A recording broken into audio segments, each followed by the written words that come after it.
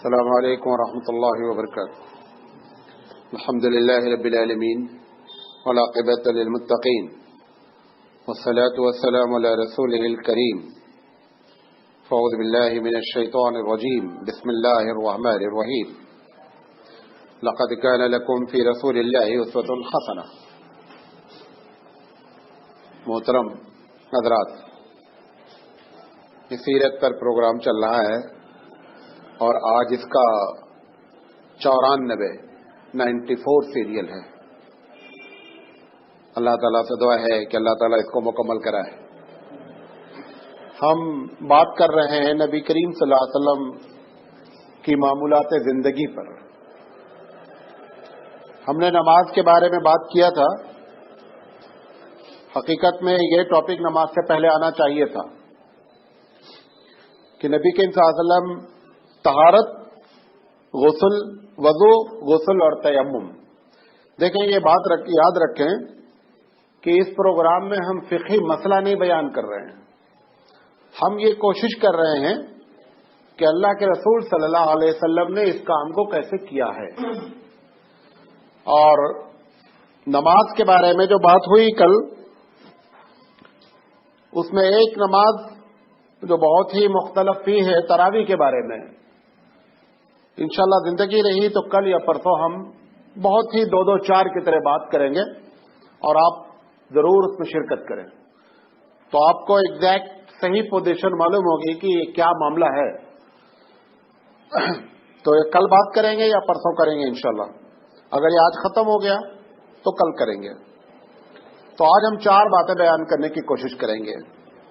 سب سے پہلے تو طہارت کے بارے میں۔ نبی کریم صلی اللہ علیہ وسلم کے زمانے میں طہارت کے لیے لوگ، طہارت سے مراد ٹوائلٹ، بیت الخلاء کے لیے 99% لوگ باہر جاتے تھے۔ گھروں میں بیت الخلاء کا سسٹم نہیں تھا۔ بعض گھروں میں بیت الخلاء تھا تو وہ صرف اس لیے تھا کہ وہاں پیشاب کیا جاتا تھا، ٹوائلٹ کا کوئی سسٹم نہیں تھا۔ نبی کریم صلی اللہ علیہ وسلم چونکہ باہر جاتے تھے، لہذا جتنی باتیں منقول ہیں وہ زیادہ تر اس چیز سے ریلیٹڈ ہیں جو باہر جانے والی ہے۔ مثال کے طور پر آپ آڑ میں بیٹھتے تھے۔ اب آج ہمارا جو سسٹم ہے، خاص کر دیہاتوں میں تو ابھی بھی یہ چالو ہے، ایسا نہیں ہے، دیہاتوں میں ابھی بھی یہ ہے، تو شہروں میں تو یہ ہے کہ پہلے سے وہ آڑ کی جگہ ہے۔ بہرحال نبی کریم صلی اللہ علیہ وسلم آڑ میں بیٹھتے تھے، اور جب بیٹھنا ہوتا تھا تو ایسا نہیں ہے کہ کپڑا بہت دور سے اٹھا دیتے تھے۔ آپ کو جہاں بیٹھنا ہوتا تھا جب وہاں پہنچتے تھے تو کپڑا اٹھاتے تھے۔ تو زیادہ سے زیادہ سطر کا اہتمام ہوتا تھا۔ جو یہ بات کہی جاتی ہے کہ آپ جب داخل ہوتے تھے تو بائیں پیر پہلے رکھتے تھے اور نکلتے تھے دائیں کو رکھتے تھے، تو سوال یہ کہ جب آدمی ایک اوپن ایریا میں ہے تو اس میں دایاں بائیں کی کیا بات ہے؟ وہ جہاں جہاں ذکر کیا گیا ہے، ایک صحابی کی ایک روایت ملی جس سے یہ مسئلہ حل ہوا۔ نبی کریم صلی اللہ علیہ وسلم کے کسی ایک بیوی کے گھر میں جو ہے وہ ٹوائلٹ تھا۔ ٹوائلٹ سے مراد استنجا، چھوٹا استنجا، جیسے آپ کی مسجد میں ہوتا ہے۔ کیونکہ زمینیں کچی ہوتی تھی اور گرمی تو شدید ہوتی تھی، لہذا وہ کیا کر لیتی تھی، خشک کر لیتی تھی۔ تو اس سے یہ اندازہ ہوتا ہے کہ جہاں پر بایاں اور دائیں کا ذکر کیا گیا ہے کہ بائیں سے داخل ہوا جائے اور دائیں سے نکلا جائے، اور داخل ہونے سے پہلے یہ دعا پڑھی جائے اور بائیں نکلتے وقت یہ دعا پڑھے، وہ حقیقت میں وہ اس استنجے کی بات ہے۔ لیکن اب وہی ہمارے پاس اس وقت ٹوائلٹ کی شکل ہے۔ تو اللہ کے رسول صلی اللہ علیہ وسلم اس بات کا خیال رکھتے تھے۔ علامہ ابن قیم رحمۃ اللہ علیہ کی ایک بڑی مشہور کتاب ہے زاد المعاد، سیرت پر، بہت مستند کتاب ہے۔ سب کے نزدیک جمہور اس کو جو ہے وہ مستند مانتے ہیں کتاب کو۔ علامہ ابن قیم رحمۃ اللہ علیہ نے یہ ساری باتیں لکھی جو میں نے آپ کے سامنے بیان کی۔ اور ابن سعد، طبقات ابن سعد، بڑی مشہور کتاب ہے جس نے حضرت صلی اللہ علیہ وسلم سے لے کر کے صحابہ کے حوال ذکر کیے گئے ہیں۔ اس کو بھی ایک اکثر اسکالر جو ہے وہ مستند کتاب مانتے ہیں۔ طبقات ابن سعد میں یہ بات لکھی ہے اللہ کے رسول صلی اللہ علیہ وسلم ننگے سے ٹوائلٹ نہیں جاتے تھے. ٹوائلٹ جاتے تھے تو سر کو اپنے کیا کرتے تھے, ڈھانپ لیتے تھے. ہمارے اکابرین کا بھی یہی طریقہ ہے کہ ٹوائلٹ ننگے سر نہیں جاتے ہیں, اور ٹوائلٹ میں کبھی ننگے پیر بھی نہیں جاتے تھے. بعض جگہ یہ ہوتا ہے کہ وہ ٹوائلٹ بہت صاف ستھرا ہوتا ہے, لوگ جو ننگے پیر استعمال کرتے ہیں, ہمیشہ سنت سمجھ کر کے اس کی الگ سے چپل رکھے آپ, لیکن چپل پہن کر کے ٹوائلٹ میں داخل ہونا جو ہے وہ سنت ہے. لہذا اس کا بھی جو ہے وہ خیال رکھیں. طبقات ابن سعد نے اس کا بھی ذکر فرمایا ہے. نبی کریم صلی اللہ علیہ وسلم کبھی پانی سے استنجا کرتے تھے اور کبھی مٹی سے. استنجا چھوٹا ہو یا بڑا ہو, دونوں میں پانی اور مٹی کا استعمال ثابت ہے. زیادہ تر ایسا ہوا ہے کہ اگر آپ نے کبھی مٹی کا استعمال کیا, بعد میں جب پانی میسر ہوا تو آپ نے پانی پھر سے جو ہے استعمال کر لیا. لیکن ایسا بھی ممکن ہے کہ اگر ایک آدمی مٹی استعمال کر لیا, چاہے چھوٹے استنجے کے لیے یا بڑے استنجے کے لیے, یہ ضروری نہیں کہ پانی سے بغیر دھلے وہ پاک نہیں ہو سکتا, نماز نہیں پڑھ سکتا, تو نماز پڑھ سکتا ہے. اور جہاں پر پانی کی قلت ہوتی ہے, ہم کو یہ بات محسوس ہو رہی تھی, جہاں پر پانی کی قلت ہوتی ہے وہاں کے لیے یہ بہت بڑی نعمت ہے جو اللہ کے رسول صلی اللہ علیہ وسلم نے مٹی سے پاک ہونے کی بات بیان فرمائی ہے. آپ جب مٹی سے کے ڈھیلے سے استنجا لیتے تھے تو کوشش کرتے تھے کہ طاق عدد اور عدد کو جو ہے ڈھیلے رکھے جائے, یعنی ایک استعمال کریں یا 3 استعمال کریں یا 5 استعمال کریں. اس طریقے سے آپ کیا کرتے تھے, اس کو استعمال کرتے تھے. بعض لوگ کیا کرتے ہیں ہوشیاری میں, اسے ڈھیلے کو گھما گھما کے 3 مرتبہ کر دیتے ہیں. یہ نہیں ہے, وہ ڈھیلے کو گھما گھما کے جو کر دیتے ہیں وہ 3 کی تعداد میں شمار نہیں ہوتا ہے. لہذا وہ اگر کرے تو 1 کرے یا پھر 3 کرے. کبھی کبھی سفر میں ایسی پرابلم ہوتی ہے کہ مٹی نہیں ملتی ہے, تو جو ٹشو پیپر آتا ہے جو جذب کرتا ہے اس کے ذریعے بھی استنجا کیا جا سکتا ہے. تو نبی کریم صلی اللہ علیہ وسلم کی یہ بھی عادت مبارکہ تھی کہ آپ جو ہے کبھی ڈھیلے سے کر لیتے تھے, کبھی پانی سے. لیکن ایسا کبھی نہیں ثابت ہے کہ پانی میسر رہا اور آپ نے ڈھیلا کیا ہو, یا یہ کہ پانی میسر رہا اور ڈھیلا پھر کر کے پھر پانی کیا, ایسا بھی نہیں ہے. جب ڈھیلا کیا ہے تو وہاں پر پانی میسر نہیں ہے, اور جب ڈھیلا کرنے کے بعد پانی میسر ہو گیا تو کبھی کبھی آپ نے ایسا کیا ہے کہ پانی استعمال نہیں کیا, اور کبھی کبھی ایسا کیا ہے کہ آپ نے کیا کیا ہے, دونوں استعمال کیا ہے. جب پیشاب کرنے بیٹھتے تھے باہر تو اس بات کا خیال رکھتے تھے کہ زمین نرم ہو جہاں پر پیشاب کیا جائے, تاکہ چھینٹ نہیں اچھلے, کیونکہ چھینٹ سے پرہیز کرنا بہت ضروری ہے. اللہ کے رسول صلی اللہ علیہ وسلم نے فرمایا کہ قبر میں عذاب کی بہت ساری وجوہات ہیں, اس میں سے ایک بڑی وجہ ہے کہ جو لوگ پیشاب سے نہیں بچتے ہیں. اس میں عورتوں کو بھی مردوں کو بھی, خاص کر جب گھر میں بچے ہوتے ہیں تو اس بات کا خاص خیال رکھنا چاہیے کہ بچے ادھر ادھر پیشاب نہیں کریں. بعض لوگ اس کو ایک دم اگنور کرتے, حالانکہ یہ بہت سخت وعید اس پر آئی ہوئی ہے. اللہ کے رسول صلی اللہ علیہ وسلم نے فرمایا کہ اس قبر میں عذاب دیا جا رہا ہے اس وجہ سے کہ یہ بندہ چغلی کرتا تھا اور پیشاب سے بچتا نہیں تھا. یہ جو پینٹ پہننے والے لوگ پیشاب کرتے ہیں استنجا خانے میں کھلے ہوئے نہیں, یہ جو استنجا ہمارے انڈین اسٹائل ہے, یہ انڈیا کے علاوہ کہیں اس طرح سے استنجا خانہ بنتا نہیں ہے. پیچھے سے کھلا ہوا, وہ جو پیشاب پینٹ والے کرتے ہیں ان کو بہت الرٹ رہنے کی ضرورت ہے, سمجھے. بہتر تو یہ ہے کہ بننا ہی نہیں چاہیے ایسا استنجا خانہ. جیسے ٹوائلٹ بنائے جاتے ہیں ویسے دروازہ لگائے جائے, 5 ٹوائلٹ کی بجائے 10 ٹوائلٹ بناوے. استنجا بھی لوگ کریں تو کیسے کس میں جا کر کے کریں, بند کریں, پینٹ والا پینٹ اتار کر کے آرام سے استنجا کر لے. وہ تو جتنے لوگ پینٹ پہن کر کرتے ہیں ان کو اچھی طرح معلوم ہے کہ کتنی تکلیف استنجا کرنے میں ہوتی ہے. اس کو زیادہ بتانے کی ہم کو ضرورت نہیں ہے, کیونکہ وہ زیادہ ایکسپیرینس ہم سے زیادہ اس معاملے میں رکھتے ہیں. زیادہ پینٹ والے بہت احتیاط کریں کیونکہ اس میں قطرہ ٹپکنے کے پورے چانسز برقرار رہتے ہیں. اگر کسی بعض لوگوں کو بیماری ہوتی ہے, بیماری شک کی کہ شاید قطرہ ٹپک گیا, ایسے لوگوں کے اللہ کے رسول صلی اللہ علیہ وسلم نے علاج بیان فرمایا کہ جب وضو کر کے فارغ ہو جاؤ تو پانی کا چھیٹا لو اپنے ہاتھ میں اور پھینک دو. پانی کو ایسے ہاتھ میں لو, پھینک دو, اور پھر اپنے دونوں ہاتھوں سے اپنے آگے کی طرف کیا کرو, پانی مار لو. کچھ قطرات آپ کے پانی کے آپ کے کپڑے کے آگے کے حصے میں پڑ جائیں, تاکہ آپ کا جو شک ہے وہ دور ہو جائے. تو آپ کو اگر محسوس بھی ہو کہ کچھ گیلا گیلا لگ رہا ہے تو آپ سوچیں کہ جو ہم نے پانی مارا ہے وہ حقیقت میں ہے. تو یہ اس سے مرض سے بچنے کے لیے آپ صلی اللہ علیہ وسلم نے ایک ترکیب بتائی ہے لیکن اس کا یہ مطلب نہیں ہے کہ پینٹ والے کو معلوم ہے کہ میرا گیلا ہو رہا ہے اور مار رہا ہے تو اور گندگی پیدا کر رہا ہے وہ. یہ اس آدمی کے لیے ہے جس کو شک ہوا ہے, جس کو یقین ہے کہ ہمارا پینٹ میں قطرہ ٹپکا ہے, تو اس کے لیے نہیں. اس کو کر کے تو تم مزید گندا کر رہے ہو کیونکہ تم کو یقین ہے. بات سمجھ آ رہی؟ تو اللہ کے رسول صلی اللہ علیہ وسلم کا یہ معمول تھا. جب آپ فارغ ہوتے تھے تو صابن کا زمانہ نہیں تھا. ابھی بھی یو پی کے علاقے میں جو غیر مسلمین ہیں وہ زیادہ تر ٹوائلٹ سے فارغ ہونے کے بعد زمین پر ہاتھ مار کر مٹی نکالتے ہیں اور مٹی کے ذریعے کیا کرتے ہیں, دھل لیتے ہیں. مٹی جو ہے وہ اینٹی پوائزن ہے, لہذا وہ اس میں جو جراثیم وغیرہ ہوتے ہیں وہ تو مر جاتے ہیں, لیکن اس کے پورے چانسز ہیں کہ بدبو برقرار رہے. لہذا 3 مرتبہ اگر آپ دھل لیں گے مٹی سے تو ختم ہو جائے گی. ایک چکنی مٹی آتی ہے الگ سے, پنڈول کی مٹی کہلاتی ہے. اگر وہ مٹی بعض علاقوں میں ہوتی ہے, اگر ہم لوگوں کے علاقے میں مٹی پائی جاتی ہے, اگر آپ اس مٹی سے کر لیں گے تو بدبو بھی ختم ہو جائے گی, جراثیم بھی ختم ہو جاتے ہیں. وہ اتنی چکنی ہوتی ہے جیسا لگتا ہے کہ کلر مطلب پرنٹ کی ہوئی ہے, اتنی چکنی ہوتی ہے. اس کو پنڈول کی مٹی کہتے ہیں. تو اس طریقے سے اللہ کے رسول صلی اللہ علیہ وسلم کی یہ عادت تھی طہارت کے بارے میں.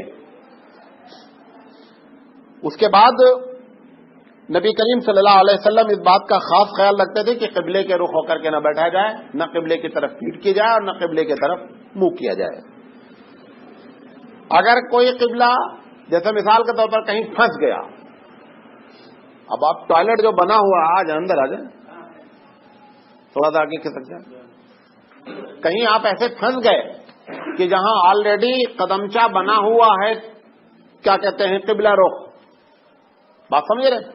اگر آپ اس پہ بیٹھیں اور آپ یہ سمجھ رہے ہیں کہ یہ غلط بنا ہوا ہے تو پھر کیا کریں, بیٹھتے وقت تھوڑا سا کیا کر جائیں, آپ کراس کر جائیں. بیٹھتے وقت تھوڑا سا اگر کراس کر دیں گے تو بھی جو ہے اس حکم سے آدمی جو ہے نکل جائے گا. لیکن اگر آپ خود اپنے گھر میں بنا رہے ہیں تو اس کا خاص خیال رکھنا چاہیے. نبی کریم صلی اللہ علیہ وسلم کی یہ بھی عادت تھی کہ جس برتن سے استنجا کے لیے جاتے تھے اس برتن سے وضو نہیں کرتے تھے. اور جیسے لوٹا لے کر کے آپ استنجے کے لیے گئے, اسی لوٹے میں بھر کر کے پانی عموماً ایسا نہیں ہوتا تھا. وضو کا برتن دوسرا ہوتا تھا اور استنجے کا برتن دوسرا ہوتا تھا. باپ دیہاتوں میں اس بات کا خیال نہیں رکھا جاتا, دونوں استعمال کیے جاتے. ایسا نہیں ہے کہ جائز نہیں ہے, جائز ہے, لیکن اللہ کے رسول صلی اللہ علیہ وسلم نے عموماً ایسا نہیں کیا ہے. دونوں کے الگ الگ برتن رکھتے تھے. یہ کچھ باتیں تھیں جو میں نے آپ کو بیان کی. اس میں زیادہ تر جو ہے وہ زاد المعاد سے میں نے باتیں آپ کے سامنے رکھی ہیں تاکہ جو ہے وہ مستند باتیں آپ کے سامنے بیان کی جائیں. مسواک, نبی کریم صلی اللہ علیہ وسلم, بخاری کی روایت ہے کہ آپ صلی اللہ علیہ وسلم نے فرمایا کہ جبریل جب جب آئے تب انہوں نے مسواک کے بارے میں تاکید کی. مجھے ایسا حضور فرماتے ہیں مجھے ایسا لگنے لگا کہ میں اب اتنی مسواک کروں گا کہ مسوڑا ہی ہمارا کھل جائے گا. اور کثرت سے جبریل علیہ السلام نے اللہ کے رسول صلی اللہ علیہ وسلم کے بعد جب آئے تو مسواک کا آپ نے کہا کہ آپ مسواک کی پابندی فرمائیں. نبی کریم صلی اللہ علیہ وسلم کثرت سے مسواک کرتے تھے. نماز سے پہلے تو کرتے ہی کرتے تھے. حضرت عائشہ صدیقہ رضی اللہ تعالیٰ عنہ بیان فرماتی ہیں کہ نبی کریم صلی اللہ علیہ وسلم جب گھر میں داخل ہوتے تھے تو پہلا کام مسواک کرتے تھے. سونے سے پہلے مسواک کرتے تھے. اٹھتے کے ساتھ ہی سب سے پہلے کیا کرتے تھے, مسواک کرتے تھے. نماز سے پہلے مسواک کرتے تھے. بعض روایتوں میں ہے بعض صحابہ مسواک کو قلم کی طرح رکھ لیتے تھے.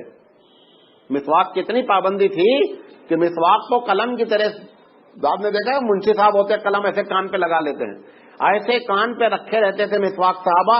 اور جیسے ہی نماز شروع ہوتی تھی بعض لوگ کیا کرتے تھے, مسواک کر لیتے تھے بطور برکت. حقیقت تو مسواک کا مقصد صفائی ہے, لیکن وہ اتنی پابندی کرتے تھے کہ نماز میں چونکہ اس کا درجہ بلند ہو جاتا تھا, لہذا نماز سے آج بھی عربوں میں دستور ہے, رکھے رہتے ہیں جیب میں. نماز کھڑی ہوئی, اقامت ہوئی تو انہوں نے 2 مرتبہ پھیر لیا اور اٹھا کر کے پھر جیب میں رکھ لیا. وہ حقیقت میں آپ دیکھیں, اس لیے بتا رہا ہوں کہ کبھی آپ دیکھیں تو سوچا رہے یہ جی بیوقوفی کی بات نہیں, سنت ہے. وہ صحابہ کی وہ عادت تھی, لہذا اس پر وہ عمل کرنے کی کوشش کرتے ہیں. ہم کو جب تک کوئی بات معلوم نہیں رہے تب تک ہم کو کسی بات پر کمنٹ نہیں کرنا چاہیے, کیونکہ ہو سکتا ہے وہ سنت رسول ہو.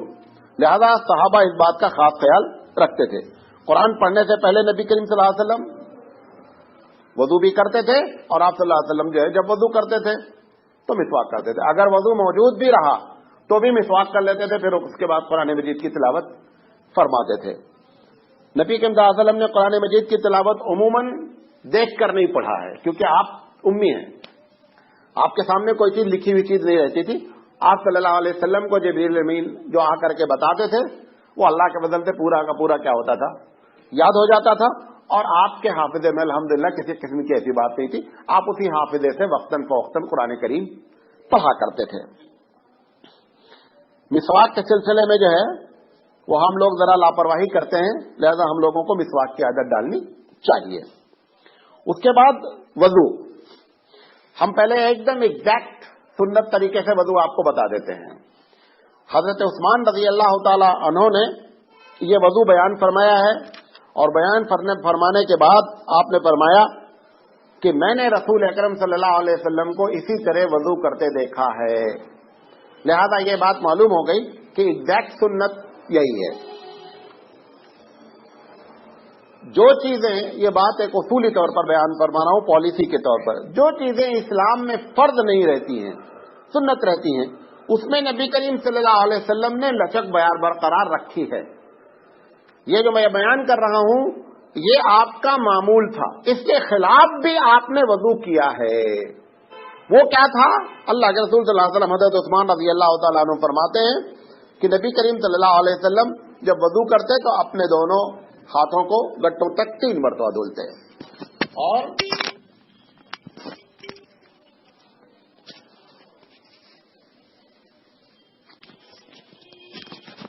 اور جب ہاتھ دھلتے تو انگلیوں میں کیا کرتے, خلال فرماتے. کیونکہ مین چیز جو ہے نا وہ یہاں پر بہت ہم کو اس پر خاص خیال رکھنا چاہیے, کیونکہ یہاں سوکھا رہنے کے چانسز ہیں. اور اگر آپ سردی میں کر رہے ہیں ایسے ہلکا ہلکا کریں گے تو بھی نہیں بھیگے گا, وہ پانی اوپر سے کیا ہوتا چلا جاتا ہے اور اندر, لہذا خوب رگڑ کر. اسی لیے اللہ کے رسول نے ایسے موقع پر جبکہ وضو کرنا مشکل ہو آپ نے اس کے ثواب کا درجہ بہت بلند بیان فرمایا. ہوتا ہے جب سردی ہوتی ہے نا تو ہم جلدی ایسے ہاتھ کر کے بھاگتے ہیں, ایسے موقع پر ایک دم ٹھیک سے وضو کرنا چاہیے. اس کے بعد آپ صلی اللہ علیہ وسلم کلی فرماتے تھے, کلی کرنے کے بعد دانتوں کو صاف کرتے تھے. کبھی مسواک سے کیا ہے اور کبھی ہاتھ سے بھی کیا ہے, لیکن زیادہ تر کیا ہے آپ کی عادت مسواک سے تھی, لیکن ہاتھ سے بھی ثابت ہے کرنا. اس کے بعد ناک میں پانی ڈالتے تھے, اور ناک میں پانی اتنا ڈالتے تھے کہ یہ جو نرم حصہ ہے نرم حصے تک پانی چلا جاتا تھا, الا یہ کہ آپ روزے سے ہوں. اگر روزے سے ہوتے تھے تو پانی ہلکا لیتے تھے, لیکن اگر روزے سے نہیں ہوتے تھے تو پانی کو تھوڑا سے یہاں تک پہنچاتے تھے. ہوشیاری سے لے ورنہ پانی اوپر چڑھ جائے گا. لیکن اس کا مطلب یہ بھی نہیں اتنی ہوشیاری دکھلائے کہ بعض لوگ ایسے پانی لیتے, اسی حصے کو پانی ٹچ کرتا, پانی یہاں تک جاتا ہی نہیں ہے, وضو ہو جاتا ہے. وضو میں 4 چیزیں فرض ہیں, وہ آپ کر لیں گے وضو ہو جائے گا. 4 چیزیں کیا فرض ہیں؟ ہاتھ دھلنا کونی سمیت, نمبر 1. چہرہ دھلنا, مسح کرنا اور پیروں کو دھلنا. یہ 4 کام کوئی کر لے گا سب کے نزدیک کیا ہوتا ہے, وضو ہو جاتا ہے. یہ وضو کے 4 فرائض ہیں. ایک مرتبہ بھی اگر اس کو دھلا گیا, قرآن مجید نے جہاں پر ذکر کیا فاغسلوا وجوہکم وایدیکم الی المرافق, وہاں پر اللہ تعالیٰ نے 3 کا ذکر نہیں کیا ہے. لہذا سب کے نزدیک یہ ہے کہ ایک مرتبہ بھی اگر وہ دھلے گا تو ایسی شکل میں اس کا وضو مکمل ہو جائے گا. جیسے کبھی آپ جلدی میں ہیں, آپ سمجھ رہے نماز چھوٹ جائے گی, آپ نے یہ 4 کر لیا, نماز میں شامل ہو گئے, نماز ہو جائے گی, نماز میں کوئی فرق نہیں پڑتا ہے. لیکن سنت رسول اکرم صلی اللہ علیہ وسلم کیا ہے, 3 مرتبہ ہاتھ کو دھلنا, کلی کرنا, دانت کو صاف کرنا, ناک میں پانی ڈالنا, بائیں ہاتھ سے ناک کو چھینکنا, صاف کرنا. مبالغہ کرتے تھے اللہ کے رسول, حدیث میں آتا ہے مبالغہ کرتے تھے, مطلب ٹھیک سے ناک صاف کرنے کی کوشش کرتے تھے. اس کے بعد چہرہ دھلتے تھے. جب چہرہ دھلتے تھے تو پانی کو ان جڑوں میں لے جا کر کے پہنچانے کی فکر کرتے تھے. ہم ان کو دھلنے کی فکر کرتے ہیں جو داڑھی کا بال لٹک رہا ہے. داڑھی کے بال لٹکنے سے زیادہ آپ فکر کریں جس سے وضو نہیں ہوتا وہ ہے جڑیں ہیں. جڑوں کا بھیگنا کیا ہے, ضروری ہے. آپ صلی اللہ علیہ وسلم 3 مرتبہ کیا کرتے تھے, اور جو لوگ داڑھی رکھے ہیں ان کے لیے خاص ایک کان اور داڑھی کے بیچ میں تھوڑی سی جگہ خالی ہوتی ہے, دیکھ رہے ہیں. عموماً جب ہم ہاتھ پھیرتے نا تو اس پورشن پر ہمارا ہاتھ نہیں جاتا, حالانکہ چہرہ شمار ہوتا ہے کان کے لو تک. یہ جو پورشن بیچ میں ایک انگلی کا باقی ہے یہ اس چہرے میں شامل ہے. لہذا بہت سے لوگ جو داڑھی رکھے ہوئے وہ داڑھی کے اوپر رکھ کے کر لیتے پانی اور اس بات کا خیال نہیں رکھتے کہ اس ایریے کو بھگایا جائے. لہذا خاص اس کا خیال رکھے ورنہ وضو نہیں ہوتا ہے. اس کے بعد آپ صلی اللہ علیہ وسلم ہاتھ دھلتے تھے 3 مرتبہ کونی سمیت. ہاتھ دھلنے کے بعد لوگ ایسے ایسے کرتے ہیں. اگر کوئی یہ سمجھ کر کرتا ہے یہ وضو کا پارٹ ہے تو گناہ ہے. یہ سمجھ لیں. یہ شروع کیسے ہوا ہے؟ کوہنی کے اس حصے کو بھگانے کے لیے لوگوں نے پانی لیا اور اس میں ڈالنے کی کوشش کی. اب لوگ کیا سمجھتے ہیں 3 مرتبہ مستقل ہاتھ دھل ڈالے پھر 3 مرتبہ پانی ایسے ایسے کرتے ہیں. اس کا مطلب یہ قطعی غلط کر رہے ہیں کیونکہ وہ 3 مرتبہ جو کر رہے ہیں اس کا مطلب وہ سمجھ رہے یہ بھی کیا ہے؟ سنت ہے. جب آپ نے کوہنی سمیت ہاتھ دھل لیا اور آپ کو معلوم ہو گیا کہ ہاتھ آپ کا دھل گیا اور کوہنی بھیگ گئی ہے تو اب ایسی شکل میں کیا ہے؟ یہ ضروری نہیں ہے یہ کرنا بلکہ اس کو آپ کو بتانا چاہیے کہ یہ وضو کے کسی طریقے میں شامل نہیں ہے.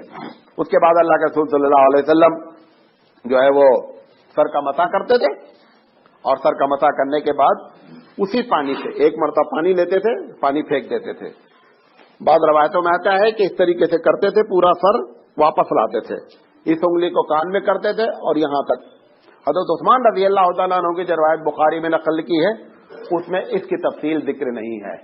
صرف یہ لکھا ہوا ہے کہ اللہ کے رسول صلی اللہ علیہ وسلم 1 مرتبہ سر کا مسح فرماتے تھے اور اس کے بعد اپنے پیروں کو دھلتے تھے. جب پیر دھلتے تھے تو اس انگلی سے جس کو چھنگلیاں کہتے ہیں اس انگلی سے آپ اپنے پیروں کی انگلی کے بیچ میں جو ہے وہ خلال کرتے تھے اور بہت پابندی سے خلال کرتے تھے. کبھی اس کو مس نہیں کرتے تھے کیونکہ پیر کی انگلی بنسبت ہاتھ کی انگلیاں تو بہت آسانی سے کھل جاتی ہیں لیکن پیروں کی انگلیوں میں کیا ہوتا ہے زیادہ ربط ہوتا ہے ایک دوسرے سے زیادہ ملی ہوتی ہیں. آپ کھولنے کی بھی کوشش کریں گے تو ویسے نہیں کھولیں گے. لہذا اس میں جو ہے انگلی ڈال کر کے ہم کو کیا کرنا چاہیے خلال کر کے وضو کرنا چاہیے تاکہ وہ پورشن بھی بھیگ جائے. تو اس طریقے سے اللہ کے رسول صلی اللہ علیہ وسلم غسل فرماتے تھے.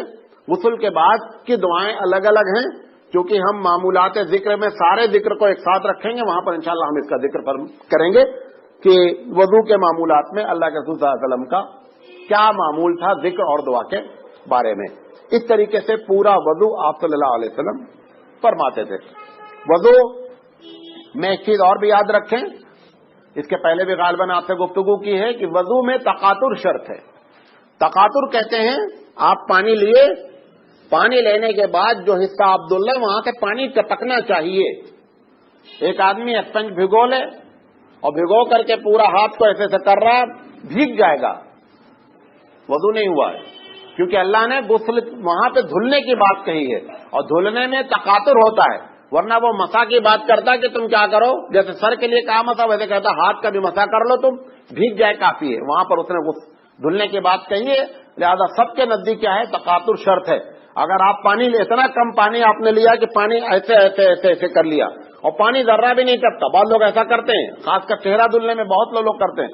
آپ دیکھیں پانی لیں گے حوض سے یا نل سے پانی لیں گے پھینک دیں گے اس کے بعد کریں گے پھر پانی لیں گے پھر پھینک دیں گے پھر ایسے کریں گے. اب آپ بار بار سر کو منہ کو پوچھ رہے ہیں دھل نہیں رہے ہیں. لہذا پانی کے ساتھ دھلنا چاہیے تاکہ تقاطر ہو سکے قطرہ ٹپک سکے. تقاطر سے مراد کیا ہے قطرہ ٹپکے اور وہ قطرے ٹپکنے میں اللہ کے رسول صلی اللہ علیہ وسلم نے مصلحت بیان فرمائی کہ ان قطروں کے ٹپکنے کے ساتھ ساتھ جو گناہ صغیرہ ہم لوگ کرتے ہیں ان ہاتھ سے پیر سے وہ ان کے ساتھ جھڑ جاتے ہیں. جب آپ اسی لیے بہت سے صحابہ کبھی بھی جو ہے وضو کرنے کے بعد 2 قسم کی صحابہ کی روایت ہے پانی کے پوچھنے کی اور پانی کے نہ پوچھنے کی. نہیں سمجھے ہم وضو کرتے ہیں فوراً تولیہ سے کیا کرتے ہیں پوچھتے ہیں. صحابہ میں 2 گروپ ہے. ایک گروپ پوچھنے والا ہے ایک گروپ پوچھنے والا نہیں ہے. نہیں پوچھتے تھے. نہیں پوچھنے کی وجہ کیا ہے اللہ کے رسول نے فرمایا کہ یہ جو پانی آپ وضو کرتے ہیں یہ قیامت میں وزن پکڑے گا. کیا کرے گا وزن پکڑے گا. لہذا وہ کہتے تھے اگر ہم پہنچ دیں گے تو لہذا وہ وزن کم ہو جائے گا. لہذا ہم چاہتے ہیں وہ وزن پکڑے. لہذا وہ پانی کو ویسے ہی رہنے دیتے تھے جس پر اپنے آپ کیا کرے وہ سوکھ جاتا تھا. بہرحال دونوں قسم کی روایت ہے. اللہ کے رسول صلی اللہ علیہ وسلم سے بھی دونوں باتیں ثابت ہیں. ایسا بھی ثابت ہے کہ آپ کو تولیہ دیا گیا اور آپ صلی اللہ علیہ وسلم نے پوچھ لیا، اور ایسا بھی ثابت ہے کہ آپ صلی اللہ علیہ وسلم نے کبھی نہیں پوچھا. لہذا جو پوچھ رہے ہیں وہ یہ سمجھ کر پوچھیں یہ بھی سنت ہے، جو نہیں پوچھ رہے ہیں وہ بھی یہ سمجھ کر کہ ہم یہ بھی سنت ہے، تاکہ سنت کا ثواب حلال میں ان کو ملتا رہے. تو وضو میں یہ 4 باتیں جو ہے وہ کیا کہتے ہیں فرض تھی، اور یہ وضو کا طریقہ تھا. نبی کریم صلی اللہ علیہ وسلم سے ایک مرتبہ ایک صحابی نے پوچھا، ترمذی شریف کی روایت ہے، کہ اللہ کے رسول صلی اللہ علیہ وسلم وضو کے بارے میں مجھے کچھ بتائیے. نبی کریم صلی اللہ علیہ وسلم ان کے سوال کا مقصد سمجھ گئے اور آپ نے فرمایا دیکھو وضو میں 3 چیزوں کا بہت خاص خیال رکھنا کرو. وہ صحابی سے آپ نے فرمایا کہ 3 چیزوں کا خاص خیال رکھا جائے.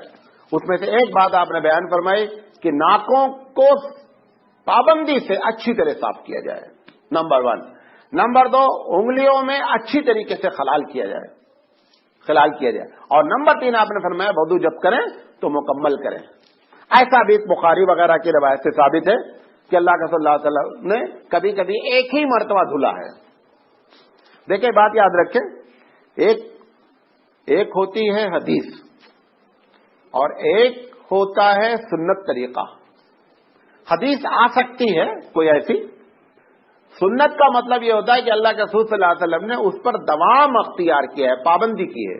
جیسے حدیث کل میں نے آپ کو بیان کی تھی پچھلے درس میں کہ اللہ کے رسول صلی اللہ علیہ وسلم نے ایک مرتبہ کھڑے ہو کر پیشاب کیا، حدیث ہو جائے گی. لیکن سنت طریقہ کیا ہے کہ آپ بیٹھ کر کے پیشاب کرتے تھے. تو ہمیشہ کوشش کرنی چاہیے سنت کو پکڑنے کی. مجبوری درجے میں حدیث پر عمل کیا جا سکتا ہے، اور چونکہ آپ کی نالج، مثلا ایک آدمی آپ نے دیکھا کہ ایک مرتبہ دھل رہا، جلدی سے بھاگ رہا نماز کے لیے، تو آپ کی نالج میں رہنا چاہیے کہ کبھی اللہ کے رسول صلی اللہ علیہ وسلم نے ایک مرتبہ بھی دھلا ہے. لہذا آپ کو بری بات نہیں لگے گی کہ یہ تو جاہل آدمی دیکھو ایک مرتبہ دھل کر کے بھاگ رہا ہے. نہیں، وہ روایت بھی صحیح روایت ہے، بخاری کی روایت ہے، مسلم شریف وغیرہ میں روایت ہے کہ اللہ کے رسول صلی اللہ علیہ وسلم نے کبھی ایک مرتبہ دھلا، اور ایسی بھی روایت ہے کہ کبھی آپ نے 2 مرتبہ دھلا. لیکن حضرت عثمان رضی اللہ تعالیٰ عنہ کی جو روایت میں نے آپ کے سامنے نقل کی، اللہ کے رسول صلی اللہ علیہ وسلم کی بخاری کی روایت، پورا وضو کا طریقہ انہوں نے بیان فرمایا کہ میں نے رسول اکرم صلی اللہ علیہ وسلم کو اسی طرح وضو کرتے دیکھا ہے. لہذا معمول آپ کا 3 مرتبہ دھلنے کا تھا، کبھی کبھی آپ نے 2 مرتبہ بھی دھلا ہے. ایک اور طریقہ بھی اللہ کے رسول سے کبھی کبھی ثابت ہے. پانی جب کلی کے لیے لیتے تھے نا، اسی پانی میں آدھی کلی کرتے تھے اور اوپر چڑھا دیتے تھے ناک میں. جیسے لیا پانی کلی کے لیے، کلی کیا نا، ہٹاتے نہیں تھے، الگ سے پانی نہیں لیتے تھے، اسی کلی والے پانی کو آدھا کلی میں لیا اور آدھا ناک میں کر لیا، اور ایک ہی مرتبہ میں دونوں کام ہو جاتا تھا، کلی بھی ہو جاتی تھی، ناک میں پانی بھی ہو جاتا تھا. لیکن ایسا بھی ہمیشہ نہیں، کبھی کبھار آپ صلی اللہ علیہ وسلم نے کیا ہے. تو کہیں اگر کبھی کوئی کرتا دیکھے تو یہ نہیں سمجھیں کہ یہ جاہل آدمی ہے، بلکہ حقیقت میں اس کو وہ حدیث کا علم ہے، اس کی بنیاد پر وہ کر رہا ہے. یہ چیزیں ہیں میں نے آپ کے سامنے وضو کے بارے میں بیان کی. تیسری چیز غسل کے بارے میں. نبی کریم سے حضرت عائشہ صدیقہ رضی اللہ تعالیٰ عنہ فرماتی ہیں آدمی غسل 2 وجہ سے کرتا ہے، ایک پاکی حاصل کرنے کے لیے اور ایک فریش ہونے کے لیے. فریش ہونے میں بھی اگر آپ سنت کو مد نظر رکھیں گے تو سنت کا ثواب ملے گا، اور پاکی حاصل کرنے میں تو آپ کو اور ہم کو لازم اس کا خیال رکھنا ہی چاہیے. لیکن چونکہ وضو میں 3 چیزیں فرض ہیں، اگر وہ آپ کر لیں گے تو وضو ہو جائے گا. نہیں سمجھے؟ اگر آپ سنت طریقے سے غسل کریں گے، وضو نہیں غسل، اگر آپ سنت طریقے سے غسل کریں گے تو سنت کا ثواب بھی ملے گا، ٹھیک ہے، اور جو آپ نے غسل کیا ہے اللہ کے رسول کے حکم مطابق، قرآن میں اللہ کے حکم مطابق، اس کا بھی ثواب ملے گا. اگر ایک آدمی نے اس طریقے کو اڈاپٹ نہیں کیا، مقصد فرض کو حاصل کر لیا، تو ایسی شکل میں ایک ثواب مل جائے گا، دوسرا ثواب نہیں ملے گا. جیسے میں نے آپ کو مسواک کے بارے میں بتایا تھا کہ مقصد صفائی ہے، آپ برش بھی کر لیں گے وہ ثواب مل جائے گا. لیکن اگر طریقے رسول کرم اختیار کریں گے تو آپ کو کتنا ثواب ملے گا؟ 2 ثواب ملے گا. لہذا جب غسل کرے تو غسل کے سنت طریقوں کو اختیار کرے. سب سے پہلی بات آپ کو بتا دیتے ہیں کہ غسل میں فرض کیا ہے. غسل میں 3 چیزیں فرض ہیں. ایسے آدمی کے لیے جو کہ ناپاک ہے اس کے لیے 3 چیزیں فرض ہیں. نمبر 1 کلی کرنا. مستحب یہ ہے کہ غرارہ کیا جائے، لیکن کلی کرنا فرض ہے. نمبر 2 ناک میں پانی ڈالنا نرم حصے تک. اگر آپ نے غسل ناپاکی کا غسل کیا اور ایسے ایسے کر رہے ہیں نہیں ہوگا غسل.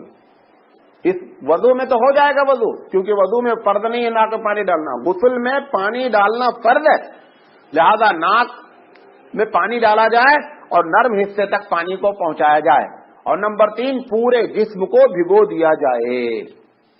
یہ اگر 3 چیزیں کوئی کر لے گا تو ایسی شکل میں کیا ہو جائے گا, غسل ہو جائے گا. اب آپ کو سنت طریقہ بیان کر دیتا ہوں کہ اللہ کے رسول صلی اللہ علیہ وسلم غسل کیسے فرماتے تھے. حضرت عائشہ صدیقہ رضی اللہ تعالی عنہا کی روایت ہے, بخاری شریف کی روایت ہے. حضرت عائشہ فرماتی ہیں کہ نبی کریم صلی اللہ علیہ وسلم جب کبھی جنبی ہو جاتے تھے, غسل کرنا ہوتا تھا, تو سب سے پہلے آپ اپنے ہاتھ کو دھلتے تھے. وجہ ہاتھ کی دھلنے کی ہوتی تھی, نل نہیں ہوتا تھا, ہم کو کسی برتن سے پانی نکالنا ہے, لہذا اگر ہم ہاتھ نہیں دھلیں گے اور ہاتھ گندا ہے تو جب ہم پانی میں ہاتھ ڈالیں گے تو پانی بھی ناپاک ہو جائے گا.